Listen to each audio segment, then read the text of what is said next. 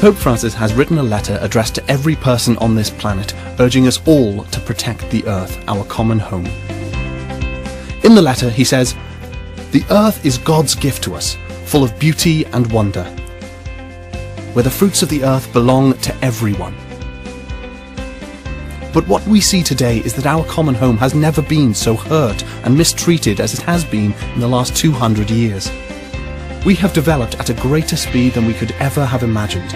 We have treated the earth like it has an unlimited supply of resources, taking more than our fair share from most people on the planet, as well as future generations to come.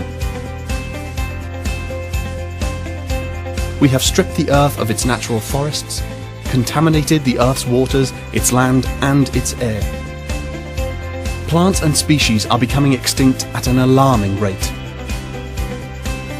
The earth, our home, is beginning to look more and more like an immense pile of filth. Our increasing use of polluting fossil fuels, especially coal, oil, and gas, is helping to drive climate change, which is one of the biggest challenges we face today. Climate change affects us all, but it is the poorest communities who suffer the most.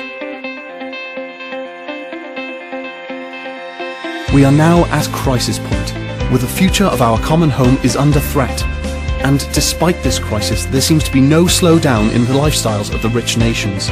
Enormous gaps between the rich and the poor continue to rise, between those who are trapped in poverty with few or no resources, and those who are consuming and wasting at an ever-increasing rate, leaving a trail of waste and destruction.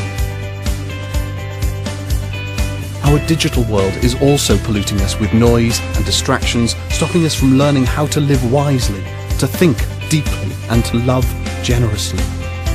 Real relationships are replaced with virtual friendships, which we can choose to accept or reject, making us dissatisfied with true, deep relationships, or can give rise to a new sense of isolation.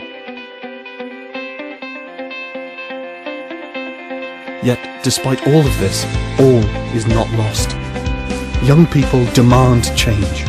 Young people want to build a better future, which takes seriously the environmental crisis and the sufferings of the poor. So we can change. We can make a new start. To protect our common home, we need a common plan.